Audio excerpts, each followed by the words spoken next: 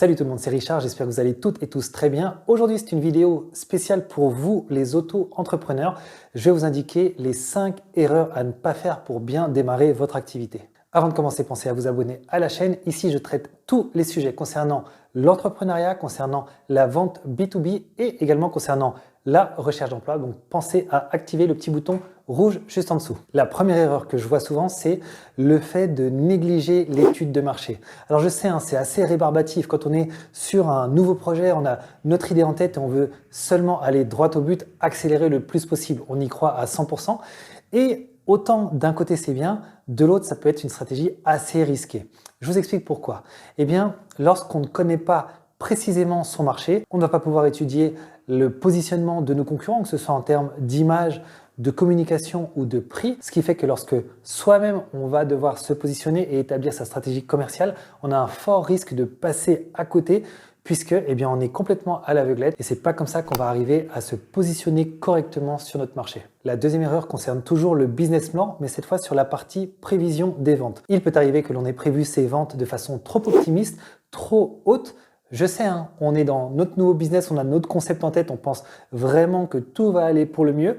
Mais ce qui se passe, c'est que lorsqu'on a une prévision comme ça, trop optimiste, ça va créer des problèmes, notamment au niveau de la trésorerie. Et oui, qu'est-ce qui va se passer? Par exemple, si vous êtes un petit commerce, on va avoir un achat de marchandises qui va correspondre à nos prévisions de vente, c'est-à-dire un gros stock de départ. Et si les ventes ne sont pas au rendez-vous, là, tout de suite, on va avoir beaucoup de charges sur les bras. Et si ce sont des denrées périssables, par exemple pour un restaurant, ce sera encore pire puisque la majorité de ce stock va nous rester sur les bras et donc ce sera de la perte sèche. Cette perte sèche n'est heureusement pas toujours fatale, mais elle crée un véritable risque pour l'entreprise et au niveau psychologique, au niveau de la motivation, ça peut également porter un coup à l'entrepreneur puisque vous le verrez, si vous démarrez votre activité avec beaucoup d'enthousiasme et vous avez tout de suite de grosses pertes et peu de ventes, ça va vous impacter. Donc vraiment essayez d'être le plus réaliste possible sur vos prévisions. La troisième erreur est exactement à l'opposé de la deuxième, c'est-à-dire qu'on est dans le cas où on va avoir une prévision de vente trop faible par rapport à notre activité réelle. Imaginons que vous êtes un magasin de vêtements, vous aviez prévu dans votre business plan 500 ventes pour le mois numéro 1 et finalement vous vous retrouvez avec 1000 clients qui veulent acheter vos produits. Au niveau trésorerie, on ne va pas avoir de problème puisqu'on a réalisé les ventes qu'on avait prévues, mais bien sûr au niveau commercial, là ça va coincer puisque si vous commencez votre mois numéro 1 en décevant en gros la moitié de vos clients, vous aurez tout de suite une mauvaise réputation et au niveau business, ce sera vraiment très impactant.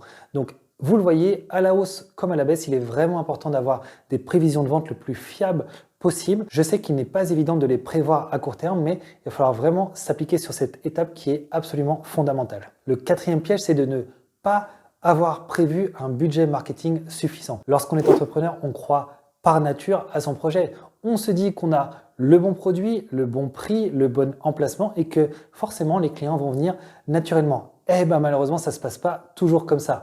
Bien sûr, si vous avez un emplacement incontournable dans le quartier, vous aurez une clientèle naturelle qui va venir vous voir, mais un effort marketing va être très souvent indispensable. Et oui, la concurrence est rude de nos jours, on est en plus en crise économique et vous ajoutez à cela la dimension des réseaux sociaux qui permet à beaucoup d'entreprises de communiquer efficacement. Donc vous n'êtes pas le seul sur le marché, il faut absolument vous prévoir un budget marketing qui va pouvoir soutenir votre activité à court, moyen et long terme. Et enfin, puisqu'on parle de réseaux sociaux, il ne faut pas négliger la communication sur certaines plateformes. Alors les plateformes, elles vont dépendre bien évidemment de votre activité. Un restaurant, par exemple, peut s'appuyer beaucoup sur Instagram qui est vraiment basé sur l'image.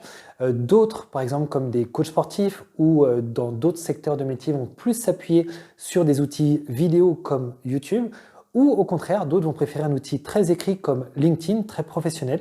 Donc là, ça va vraiment dépendre de votre cœur d'activité.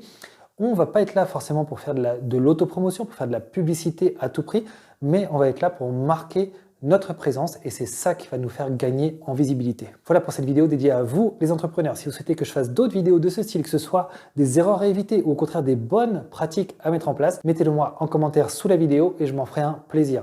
Si maintenant vous souhaitez être accompagné dans votre projet d'entrepreneuriat, allez directement sur notre site, ça s'appelle highlight.coach. Vous y retrouverez notre formule spécialement pour vous accompagner, vous, que vous soyez auto-entrepreneur ou que vous soyez en société. Je vous souhaite une excellente journée et je vous dis à très bientôt. Ciao!